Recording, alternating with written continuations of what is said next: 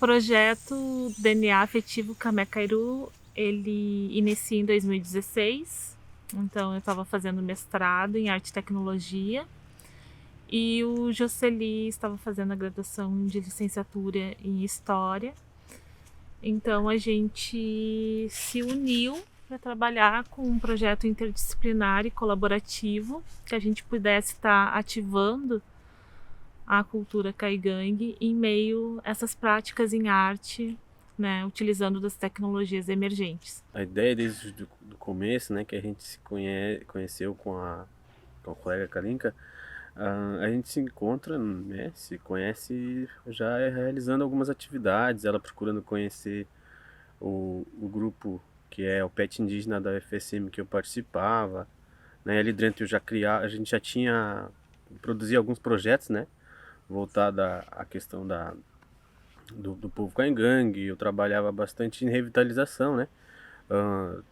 Um projeto que eu fiz, por exemplo, era de revitalização das sementes crioulas, e era mais bastante essa ideia de produzir ou de, de mexer com estigmas caingangue, né, que a gente tem. E acabei me pegando muito com as marcas, né, a gente não consegue falar ou construir alguma coisa sobre os caingangue sem conhecer a cosmologia, né? A gente não consegue entender o grupo caingangue se a gente não conhece as identidades de cada família, né? O Camé e o Cairu, né? De como que cada indivíduo pensa, de como cada indivíduo se vê no mundo, né? Então a gente precisava partir disso, né? Porque durante o processo histórico que aconteceu no século XX, isso foi se perdendo muito, né? Com o contato com o não indígena, né?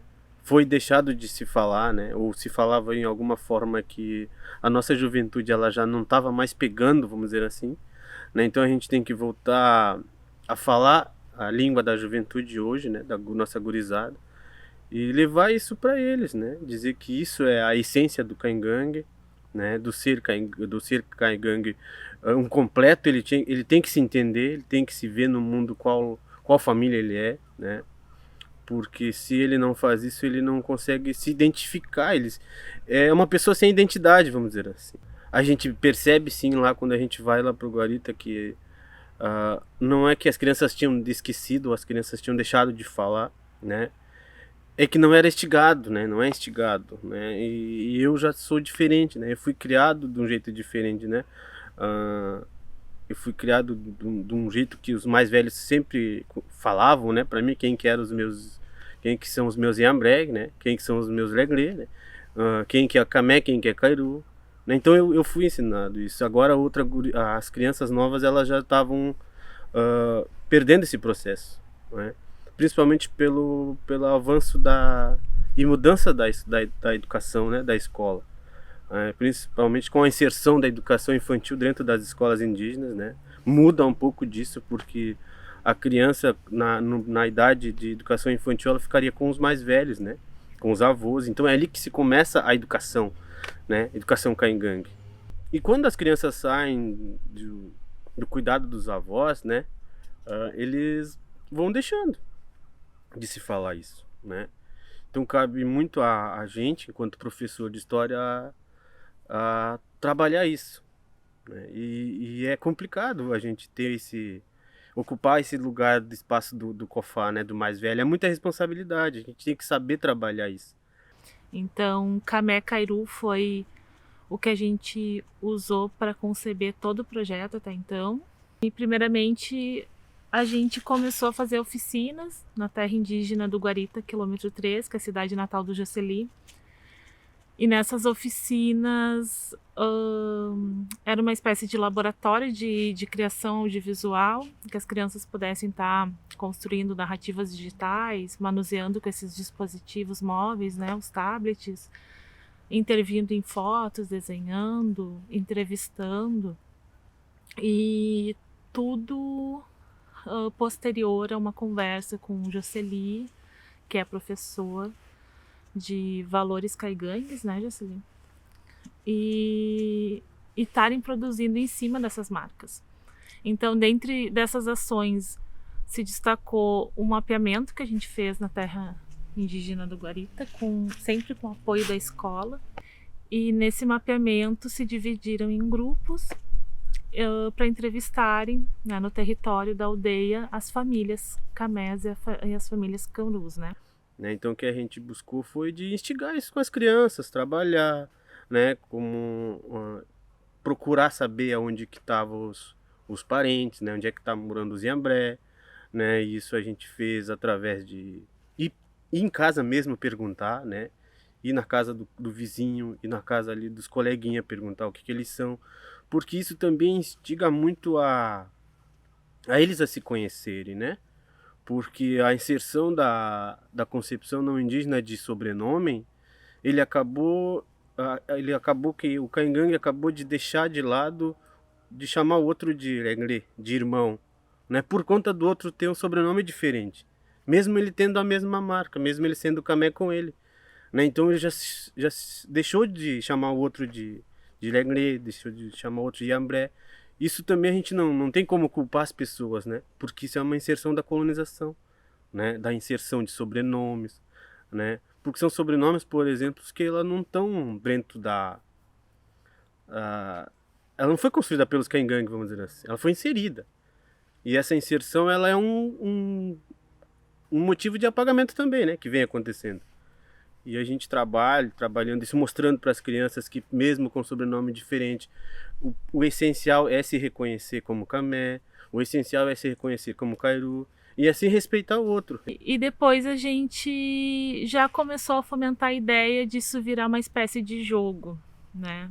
Esse caminhar pelo território, muito inicial, né? Em 2016 a gente começa a conceber o que seria esse jogo. E agora em 2022 estamos finalizando, né, com a equipe do Labinter, o jogo digital Camé Cairu, que é um dos desdobramentos dessa prática, né?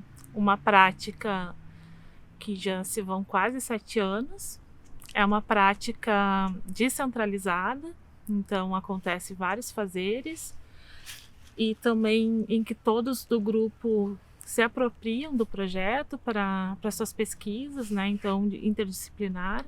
Então, a ideia é que esse projeto, de fato, ele seja uma prática horizontal com a própria equipe do Labinter e com a comunidade. Então, acredito que a grande característica desse projeto é que a própria proposição ela já é colaborativa, né? Então, a ideia do jogo, a ideia de todas as propostas foi uma demanda que veio da comunidade, que veio do Jocely enquanto professor, né, enquanto historiador também.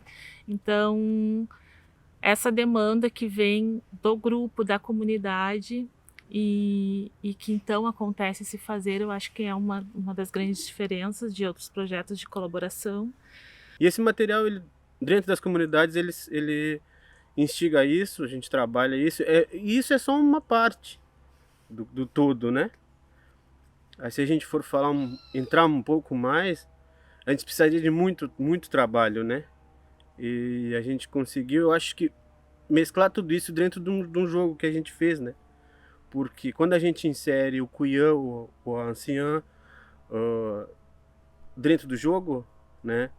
A gente consegue colocar ela junto no espaço onde o professor ali também vai estar, né? Tem momentos em que quem fala é o Cuiã, né? Que é isso que é o que a gente conseguiu fazer dentro do jogo, onde é que é o mais velho, vamos dizer assim, ensina também, e tem uma parte onde o professor ensina também. O que isso quer dizer? Isso quer dizer que a comunidade indígena ela é assim, a Caingangue ela é assim. Tem o espaço do professor e o espaço do mais velho. Que a gente precisa valorizar, continuar a trabalhar isso com as crianças. Né? Claro que alguém vai dizer, mas é um jogo, né? Gente, é um jogo, ok. Aí é que entra também a ideia de tecnologia. Né? As nossas crianças ela têm muito contato com a tecnologia mais cedo hoje. Né? Então se a gente não deixar dentro dessas tecnologias alguma coisa para elas que identifique elas, a gente acaba não utilizando essa tecnologia para uma coisa para nós, né? Então nessa parte eu vejo principalmente a tecnologia que nos agrega mais, né? Vamos usar ela ao nosso favor também, né? Para a gente não ficar naquele estigma, dizer que a gente não utiliza a tecnologia para o nosso bem, né? Então, às vezes, porque a tecnologia está aí, querendo ou não, ela vai avançar.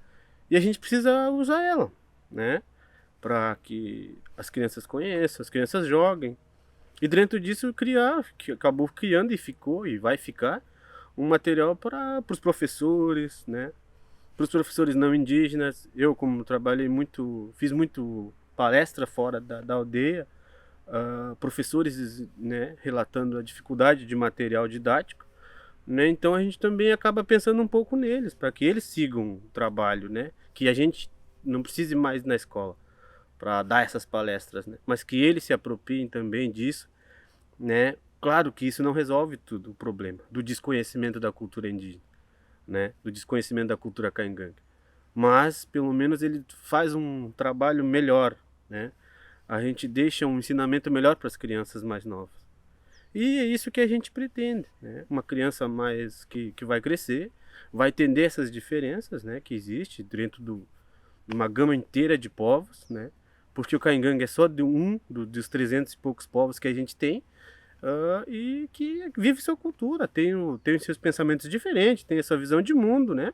Tem a sua identidade, como eu disse, e é isso que as pessoas precisam entender, né? Quando ficarem mais velhos, né? E a gente, enquanto professor, vê isso, né? Acredita que isso pode ajudar muito, e é assim que a gente vem pensando até o momento, né?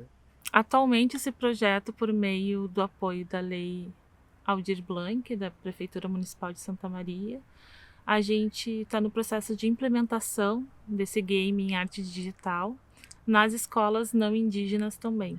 Então é um processo novo, um processo diferente, mas que a gente acredita ser de grande relevância para fomentar, né, as diferenças culturais, e que ser diferente é importante, né? Que a humanidade não é homogênea. Eu acho que isso é um conceito que tem que ser desperto nos nossos jovens e crianças, né?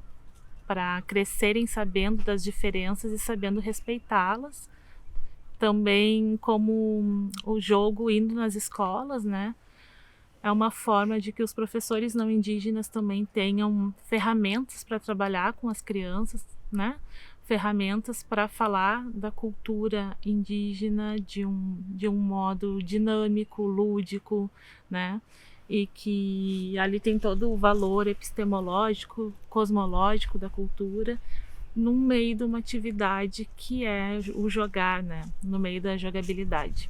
O que a gente veio mostrar para vocês? Um projeto que começou em 2016 com comunidade escola indígena Caigangue. E o Jocely é indígena Caigangue. Então a gente tem um projeto de trabalhar arte e tecnologia. A gente trouxe aqui uns jogos que essa equipe toda com a comunidade desenvolve. A comunidade caingangue, o povo caingangue, ele se organiza e se divide nessas duas grandes famílias. Tá?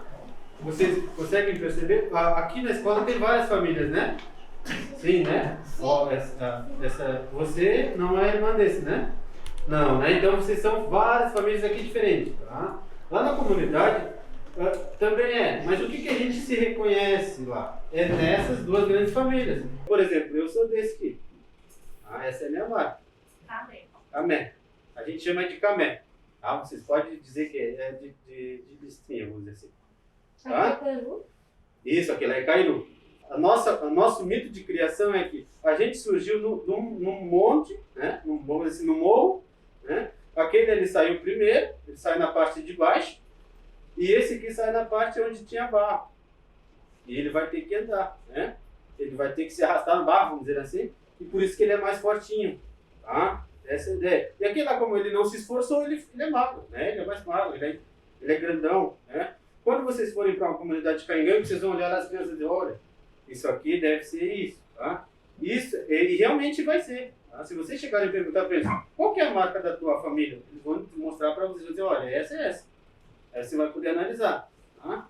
Talvez para vocês seja uma coisa muito complexa, mas é dessa forma que a gente se organiza lá. E isso vai vir, então, organizando a sociedade, tá? A nossa sociedade de caingangue, e as lideranças pensam, a liderança é organizada assim, né? a gente vai formar uma liderança, tem que ter um desse e tem que ter um desse. Tá difícil, né? Tá difícil pegar tudo isso, né? Então, o que a gente fez com esses colegas, pessoal? Aí, como vocês aprendem muito melhor brincando, então a gente foi colocando as nossas ideias, essa ideia de cultura, esse pensamento Caingangue, dentro do jogo.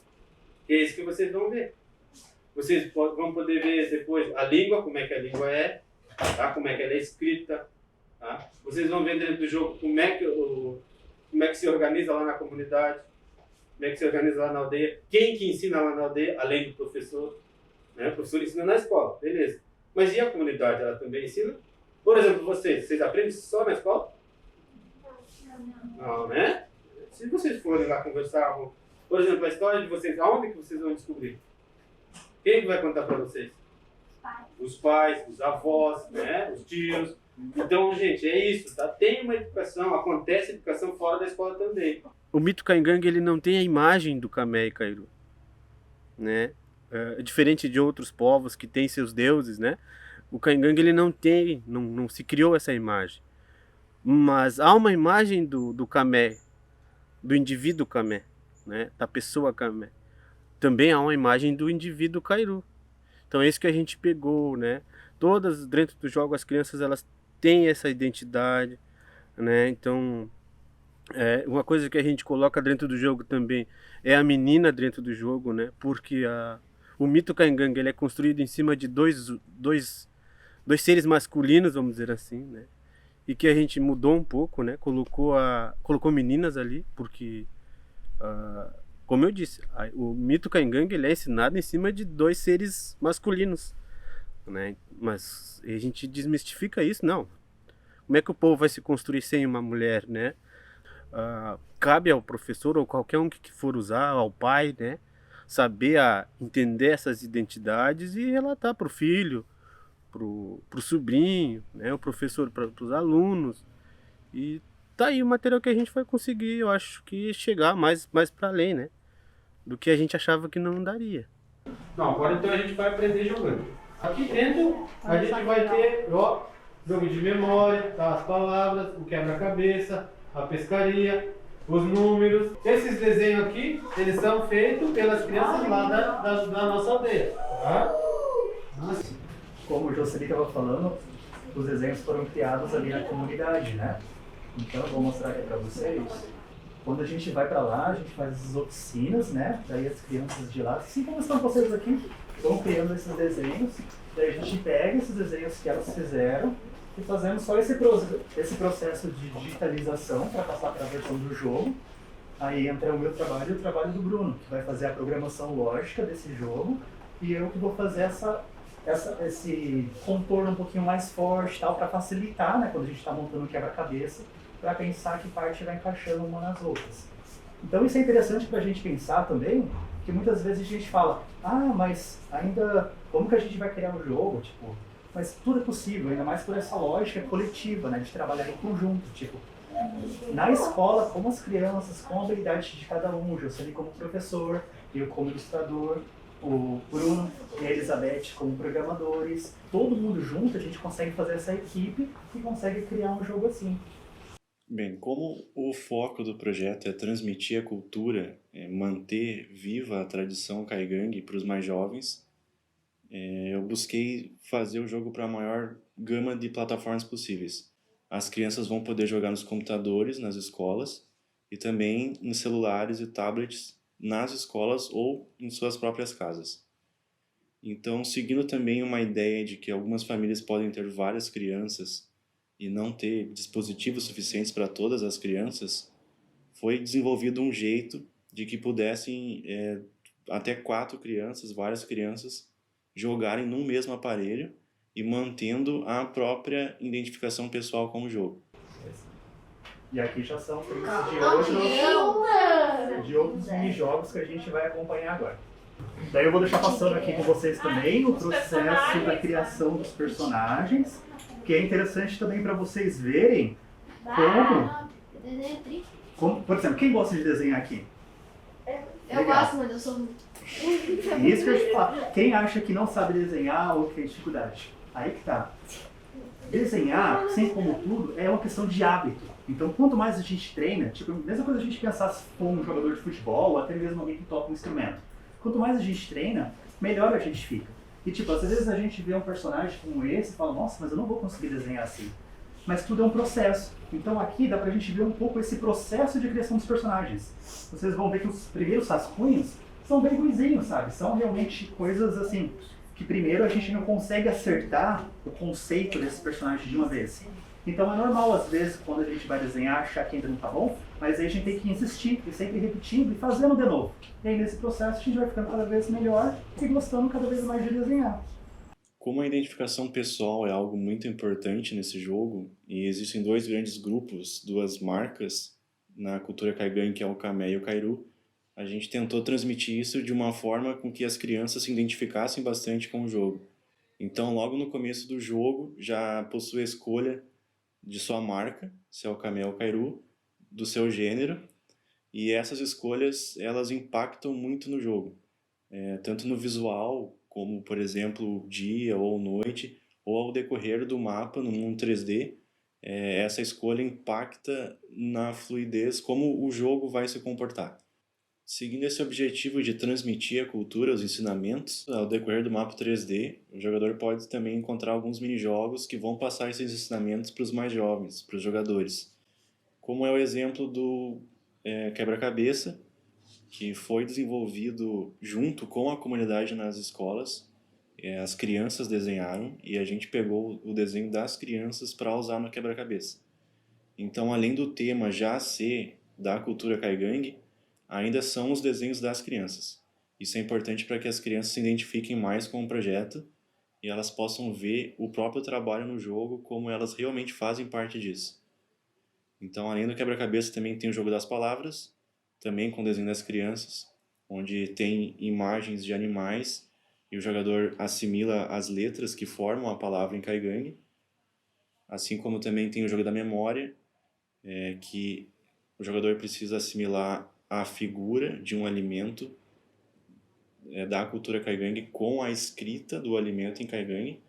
Também tem o jogo da pescaria, onde o jogador, além de se divertir pescando o peixe, ele ainda aprende qual é o peixe da cultura Kaigang, aprende as ferramentas de pesca e alguns outros elementos visuais.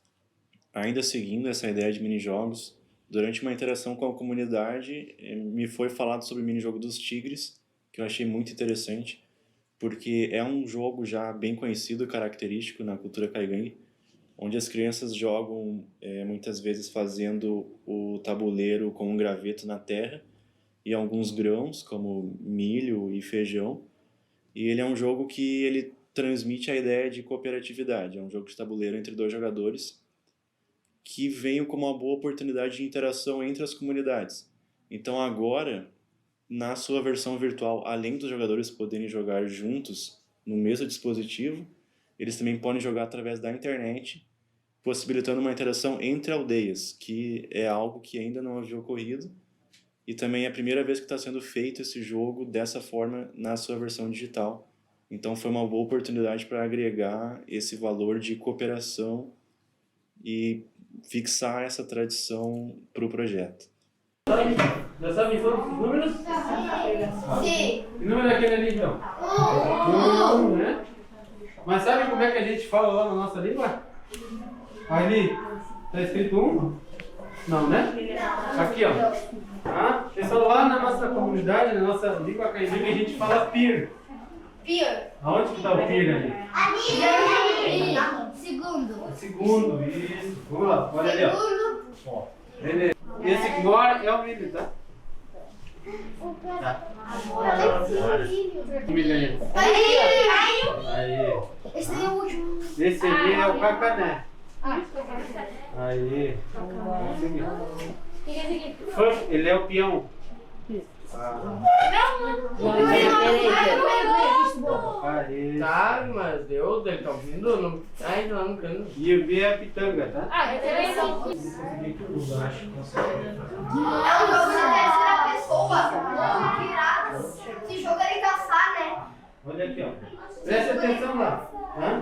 Ó aqui. Se jogo é demissão, né? Isso. Mas é essa, tá? Aquele ali é um ancião. Um ancião. Crianças, ali ele tá indicando, Olá, né? eu sou o ancião. Eu leio e guiar através de sua jornada. Isso, vamos lá. E agora? Aqui você poderá ajudar nossa aldeia e aprender sobre nossos fundamentos. Então foi a nossa colega Elizabeth que fez esses bonecos 3D. Alguém quer fazer jogo um dia? Primeiramente, quando você vai começar a fazer qualquer coisa 3D, você sempre tem que ter algo em mente. Tipo, no início você tem, por exemplo, um quadrado, só um cubo qualquer, e a partir desse cubo você começa a dar forma para ele. Só que você precisa ter algo na sua cabeça. Tipo, o que eu quero fazer com esse cubo? Eu quero fazer um dado? Eu quero fazer um repolho? Eu quero fazer um boneco? Então, quando você tem um desenho, quando você já tem algo pronto, fica muito mais simples de você começar a dar forma para ele. Por isso que é bom você trabalhar com modelos, onde você pode pegar esses desenhos e começar a se basear neles. Tipo, você pega um dos desenhos, um desenho simples, não precisa ser nada muito complexo, e daí você vai começando parte a parte. Por exemplo, quando eu estou criando, eu começo de baixo, por exemplo, eu vou fazer a perna e depois aí eu vou subindo no corpo. E é bem simples, porque você começa com um programa simples e você consegue baixar no seu computador de graça e tal. E daí você vai aprendendo a fazer isso. É como fazer um boneco de massinha de modelar, sabe? Você vai pegando ele e vai modelando aos poucos. Você cria uma parte, depois você vai criando outra. E sempre respeitando o modelo que você já tinha pré-estabelecido. Por exemplo, eu pego esse desenho do Camilo e da outra menina, então eu vou começando a fazer que nem eles. Eu tenho que fazer igual, daí eu vou pinto a perna, depois eu pinto o corpo, e vai fazendo dessa forma. Só que, como é um jogo para a comunidade, você também tem que respeitar, não só, você não faz só do jeito que você quer. Tipo, eu não posso fazer uma menina loira. Tipo, não posso. Eu tenho que fazer de acordo com as crianças. Eu tenho que fazer um desenho, um modelo que as crianças podem olhar e dizer, nossa, parece comigo.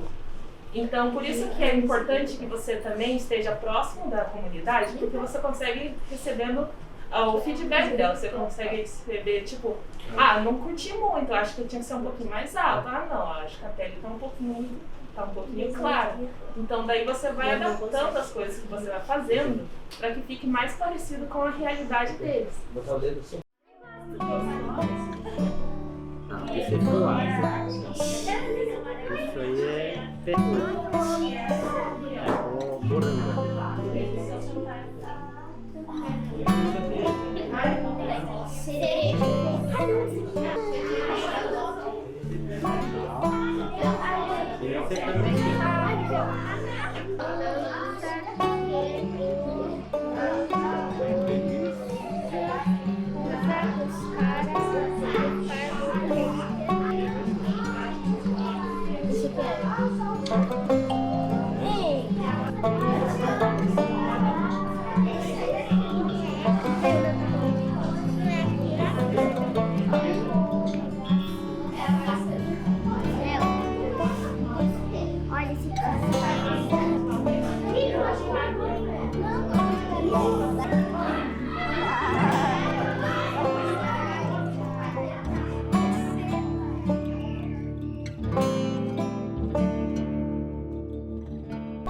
A experiência na escola foi super interessante, superou as minhas expectativas, porque achei que as crianças e os jovens ficaram interessados, né, na fala do Jocely, entender essa outra cosmologia, ficaram interessados na própria língua caigangue, que foi uma coisa que eu não esperava, mas eu vi que os jogos que a gente tem, os jogos 2D, né, que fizemos voltado para as crianças indígenas, né, Jocely?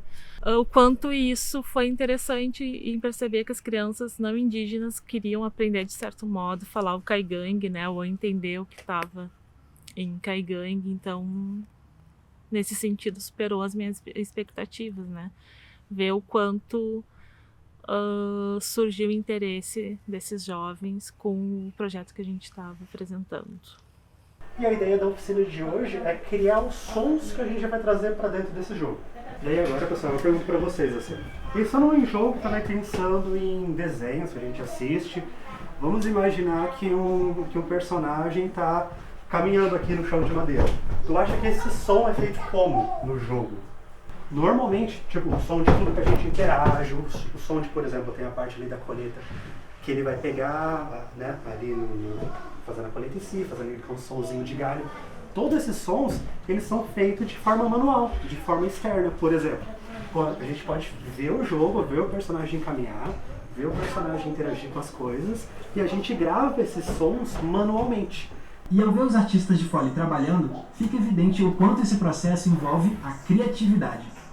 Cada profissional precisa entender como os diferentes sons se manifestam e investigar estratégias para criar as mais variadas sonoridades. E esses artistas precisam ser ainda mais criativos quando eles precisam inventar sons para coisas que nem existem na nossa realidade. Por exemplo, como você produziria o som de um ovo de dinossauro rachando e da gosma que tem no ovo? Que tal casquinhas de sorvete e melão? E aí a nossa ideia para essa oficina depois é fazer uma lista dos sons que a gente gostaria de colocar dentro do jogo e tentar criar esses sons manualmente. E aí a gente vai gravar esses sons e depois tentar colocar dentro do jogo.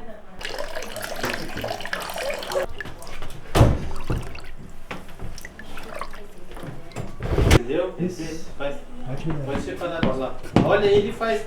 Olha o bonequinho lá. Faz igual os braços dele. É isso. É.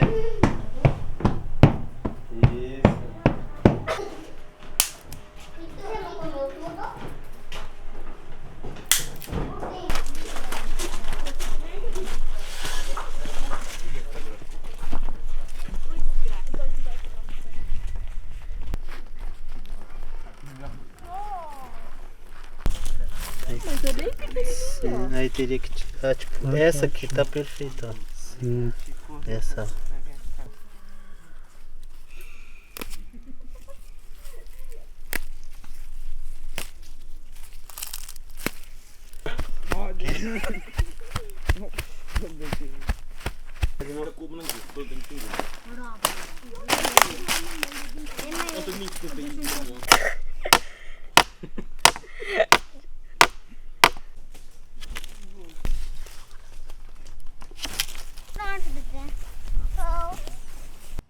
E claro, demora, é muito trabalho, e a gente tem demorado, mas né,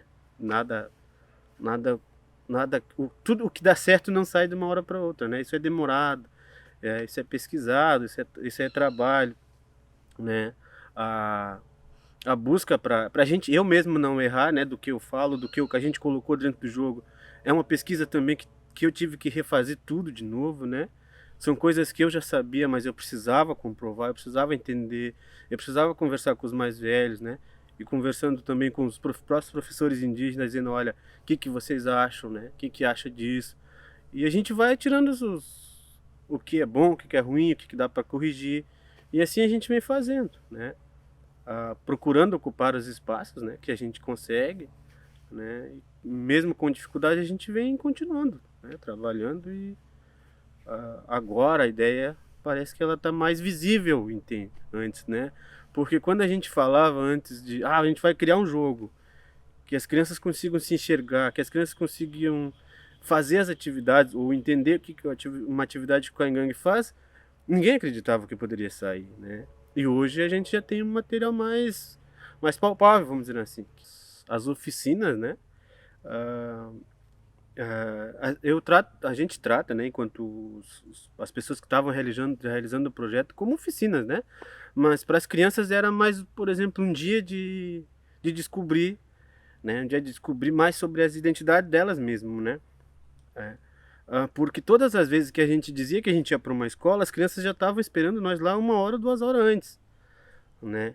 Para se entender ou para ver como que eles pegaram essa ideia, é esse o agradecimento, né? De estar ali, de participar, de brincar, né?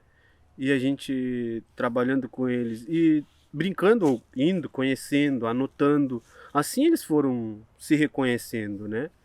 E até as próprias escolas, elas se utilizam do material, por exemplo, do mapa que a gente criou, né? Nunca uma da escola dentro da aldeia lá do Guarita fez um mapa de parentes ou de Camé e Cairu, né? Onde que estão essas pessoas, né? Ou aonde que estão as pessoas que ainda se identificam, né? Porque, como eu disse, se a gente não buscar isso, a gente fica uma pessoa sem identidade mesmo, né? Mas eu sou caingangue, mas eu não sou, eu não vou, por mais que eu deixe minhas coisas de ser caingangue de lado, eu não vou conseguir ser branco também, né? Então eu preciso me reconhecer no mundo, né? Eu preciso entender o que eu sou, que identidade eu tenho, o que eu tenho que defender, né? Enquanto criança também. E é isso que a gente tem que deixar para as crianças, né? E é isso que as oficinas fazem, na verdade, né? Isso que como eu disse, para eles é uma atividade que eles vão se reconhecer mais, porque eles sabem um pouco. E quando eles não sabem, eles vão perguntar para onde? Para o tio, né? O legal é que, por exemplo, algumas crianças que elas não sabiam as marcas delas, né? Elas não sabiam se elas eram da família Cairu, se elas eram da família Camé. E no momento da pesquisa, né? Os mais velhos acabaram falando para elas, não, olha, vocês são filho de tal, então vocês têm essa marca, né? Vocês são dessa família, são desse grupo aqui, né? E as crianças voltam para a escola depois das pesquisas né, dizendo, olha, eu sou isso, né? E também se identificando com os personagens que a gente tinha criado, né? E quando eles participam, né, das oficinas, criam desenhos, né?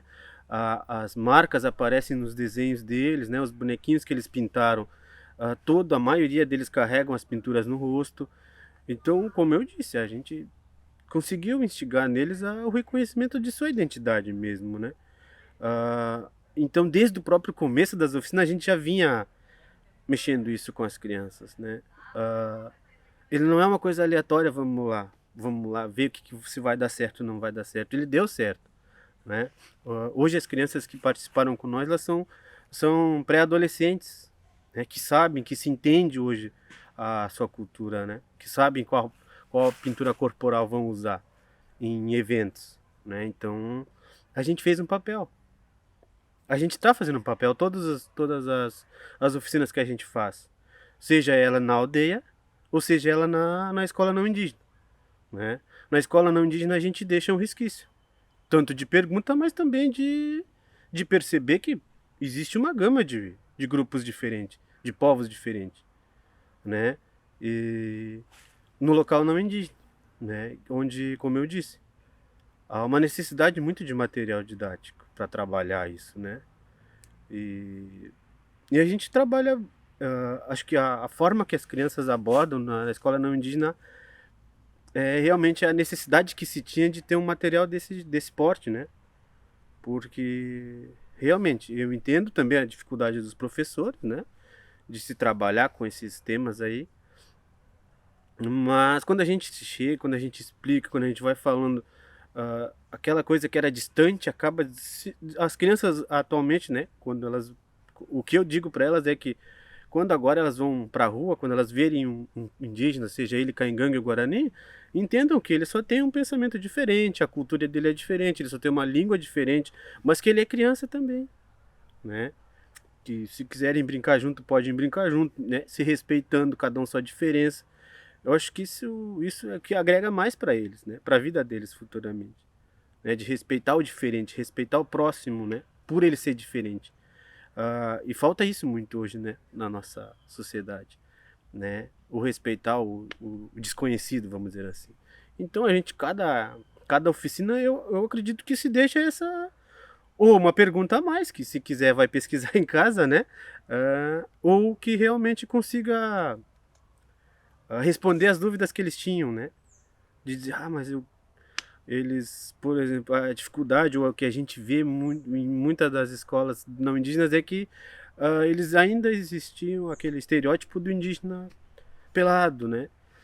Tá, mas e quando a gente chega lá, quando a gente é professor, né? Quando a gente tem apresenta outras profissões que os indígenas já estão ocupando, para eles também é importante isso, né? Então a gente acaba fazendo todo esse papel dentro da escola não indígena e a escola indígena, né? A escola indígena, ela tem as crianças indígenas caingangue, elas têm essa pegada de se reconhecer na sua identidade, né? E a escola não indígena, as crianças, elas têm se entendem entendem que existem culturas diferentes, existem povos diferentes, mas que convivem no mesmo espaço, que é onde é o nosso país. Então a gente precisa se entender. A gente precisa não se entender, talvez seja difícil, mas se respeitar, acho que é isso que a gente deixa para eles, né? Para os não indígenas, para as crianças não indígenas, né? E para nós, para nós Caingangue, o material para as crianças é se entender, elas se identificar com aquilo, né? A identidade delas. E é isso que a gente vem construindo ao longo do tempo, né? O que eu estava relembrando, né, depois de esses quase 7 anos, né, de projeto juntos, Jocely, é justamente que para mim, que veio das artes, que a gente trabalha nessa perspectiva do artista, né, tá no topo, né, propondo coisas, assinando coisas, e apenas o nome do artista sendo, né, vinculado. Então todo esse status, né, que a arte, que o campo artístico, né, fomenta.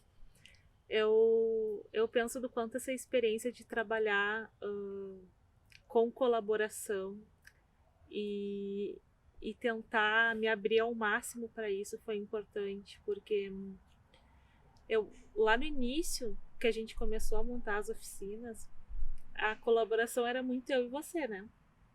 Eu sempre explico assim, a colaboração ela aconteceu por etapas.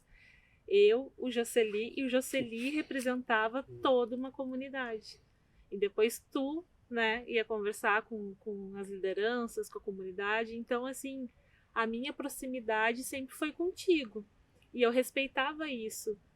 E respeitava o quanto a minha presença, digamos, por exemplo, numa reunião lá na comunidade, ela era em vão, não era importante. E tu me explicava isso, né, no início, assim, que das oficinas, o quanto a minha presença ali com aquelas crianças que nunca tinham me visto, que não me conheciam, poderia ser um motivo para não ser tão efetivo a experiência. Então, as primeiras oficinas era o Jocely que ia na comunidade, que ministrava as oficinas, pegava os tablets lá do Labinter, a gente pensava como ia ser a oficina, né, Jocely? Depois tu voltava para mim e explicava como foi.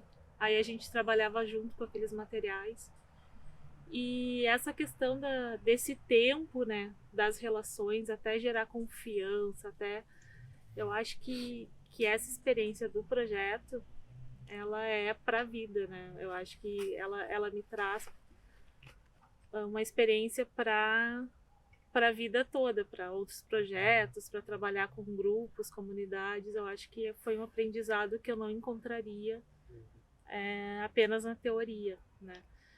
E eu me lembro da primeira vez que a gente fez uma exposição no Hall do Cal com os tablets e cestarias e tu veio de algum evento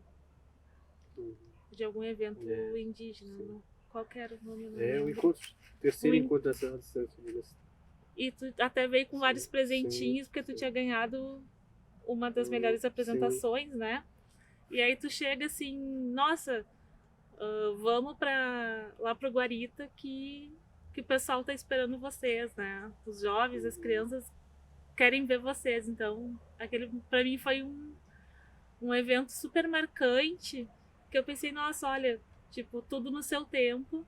E esse reconhecimento que veio por parte da comunidade, da escola, dos professores, das crianças, das lideranças, enfim, foi muito verdadeiro, né? Foi no seu devido tempo, né? E esse tempo que às vezes a academia, às vezes a questão do próprio sistema, desses projetos que a gente tem que fazer num limite de um prazo específico, não acontece. Então eu vejo que um dos elementos que mais funciona no nosso projeto é a questão do tempo. A gente não tem tempo para terminar ele, né? Você já percebeu? Sim. A gente não tem tempo para terminar ele. Eu não imagino o projeto terminando.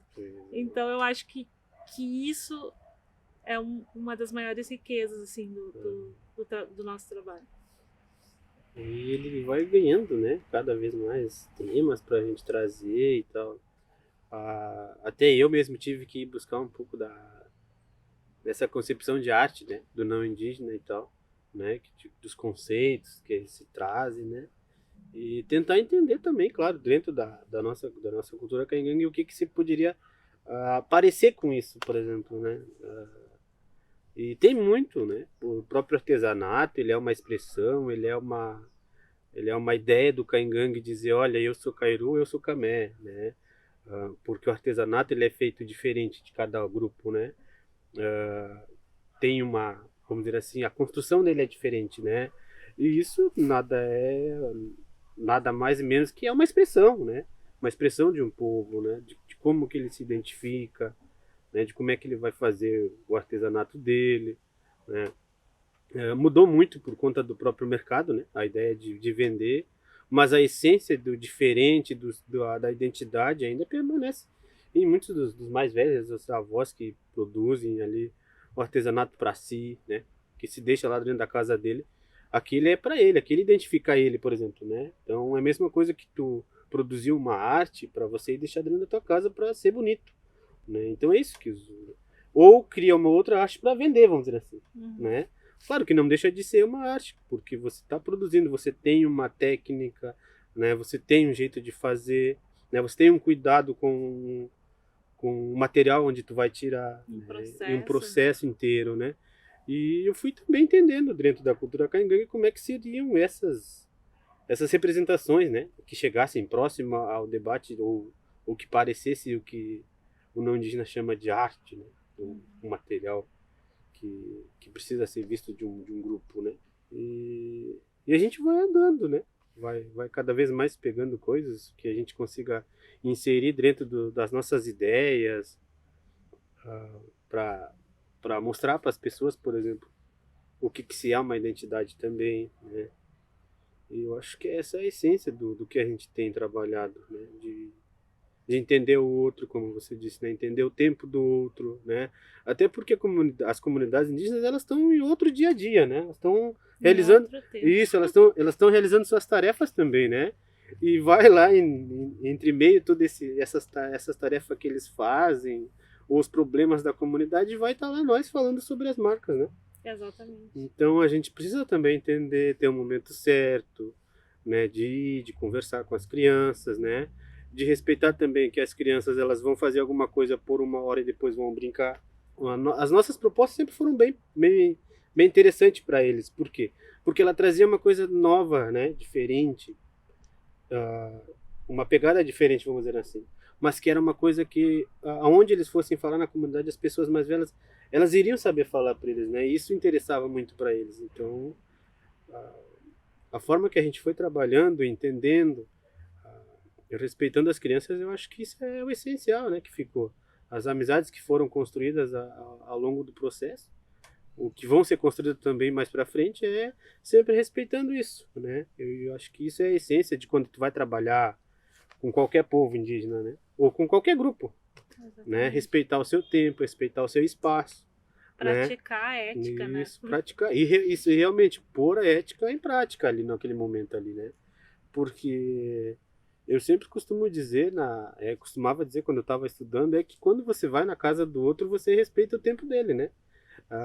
Você tem que respeitar a forma de alimento que ele tem também, né? E assim a gente vai construindo, né? A forma de conhecimento que ele tem é diferente da tua. E isso é mais... Na verdade, todo mundo ganha, né? Todo mundo ganha, né? Quando eu te respeito, você me conta as coisas que você sabe e assim a gente vai trabalhando. Né? Isso que a gente, eu acho que todo o processo do projeto ele mostra, né? Como que pessoas diferentes podem criar coisas legais, coisas interessantes, né? No mesmo espaço e que como que, né? Pessoas de mundo tão diferente, por exemplo, de arte, de história, né? Se fosse construído só por caingangue, né, esse nosso projeto, talvez ele seria diferente também, né, porque a gente não teria um feedback de fora, de alguém que está de fora, né, e se fosse construído também só por não indígenas, não teria como, né, porque tem que ter um indígena, e mesmo seja qualquer um, mas para poder dizer, olha, não, peraí, a gente tem que parar aqui tem que andar, né, e acho que isso é o bom do projeto.